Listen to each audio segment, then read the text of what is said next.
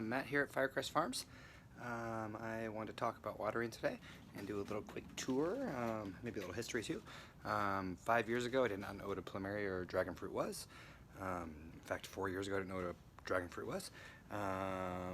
And I started grafting about 4 months ago in dragon fruit. There's a Foliar graft, there's a Bundy Red, there's some fails in there. There's an Isis Gold, a Baby Serrato, looks like some fails. Anywho, as I just heard my good buddy Crystal say, grafting is really addicting. And I learned to graft on plumerias, which are actually really hard to graft, especially if you don't graft them onto a good host. Luckily, dragon fruits are really good hosts, and for plumeria, the best hosts are either celandines, which these are all celandines, and luckily I have a good buddy, Plumeria Papa, who cuts these for a living. These will be celandines soon, and then you can graft all kinds of other plants onto the celandine. And these also live on a heat mat that I'm fixing right now. But these are all grafts onto seedlings that I grew. There's some more dragon fruit grafts. What is that? A Mega Red graft. And that's I forget what it's from. Another one from Crystal. What's that called? Here's my biggest and best, Red Amachara Cinca. There's some giant celandine. There is Graftzilla, my biggest graft project last year. That was a complete and utter fail, but now I have a really cool tree. Here is a tamarind from Bulmaro. Here is a albizia. Those are soon to be awesome plumerias. There are lots of plumerias. Let's see here. Here's a really cool Ted Chin that I'm pretty sure made it. Still a little worried. And up here is a Leo's Best Red seedling. I'm sending it to my friend. And here is my first bloom of the year, and my first, I guess, successful graft. To bloom at least, not the chemo. There's a celandine about to bloom. Oh, there's my first successful dragon fruit graft as well, Bundy Red. Anywho, there's the rest of the dragons, and we're here to talk about water. So, the first thing I learned when watering was no wet feet, which means you never want your plants to stay wet. They're not carnivorous plants or something that want to bog. So if they stay wet, they will rot.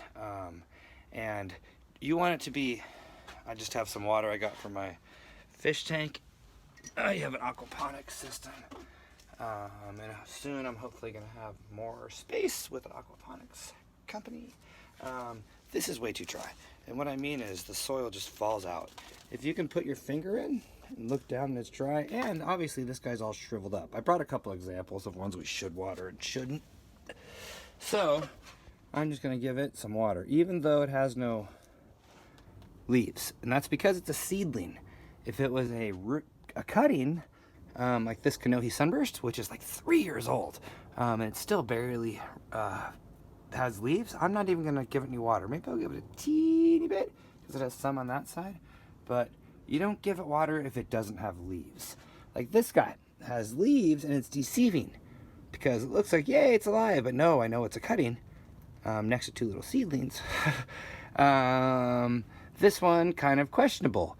It still has a leaf here, but the rest are just cuttings grafted onto it, so I'm not going to do it. Let's see here. Alright, so I'm doing a lot of adding cuttings to group seedlings now. So these guys that are alive will hopefully be taking their energy from the sun and then passing it through to this guy and hope grafting this guy. And there's another one that's about to bud. So this is dry, so I'm going to water it. The most important part for me not to get water under my grafts, but is that you don't want to get water on the leaves in the daytime, because if you put water on the leaves, it's going to burn the leaves. It's going to act like a magnifying glass. So what I do is either open the window if you're outside like a normal person, or just have some wind, it'll blow it off. But you can shake your tree, shaking's fine, or I use a leaf blower, but you don't want to have water in the leaves. So ideally, just water the ground. I know with some really expensive plants, tomatoes, other things, they never want to have water in the leaves. So dusk or in the morning. Then lastly, foliar feeding, spraying the plants. I've been using Spray and Grow, Bill's, and some other one, Cocoa something. I don't even know sure what the third one does, but they come in a 3-pack. I get them from Spray and Grow. And I have this cool little spray bottle, 20 bucks on Amazon. It's USB charged, and it can spray, see here, my sugar cane. It can spray upside down, every single angle. And you spray, I put a little Spray and Go and the Bill stuff in there, all the leaves, and basically everything. And the cool part about the foliar feeding is not only did the plants love it, but you can spray stuff that you shouldn't water. So if it's too dry, say, you can still give it a spray, and it'll be happy camper. Anywho, happy gardening. Hope that kind of helped. Ideally, your plants don't want tap water. So if you can use water, let it sit a little bit. But don't water too much. Don't let the sun get on the water. And try grafting. Hope the lesson on grafting, watering, and foliar feeding helped. Just a little reminder, I had nothing to do with gardening most of my life until about 5 years ago when I went to Kauai. Everything you see here did not exist when I moved in, but that's taken 20 years. The apple tree's 10 years old. But everything I built behind me, it's all recycled. And the greenhouse really helps because I live on the coast and 85 degrees is ideal. Anywho's, I'd love to keep you posted on dragon fruits, plumerias, and really exciting stuff. Give me a like and subscribe. Thank you very much. Aloha.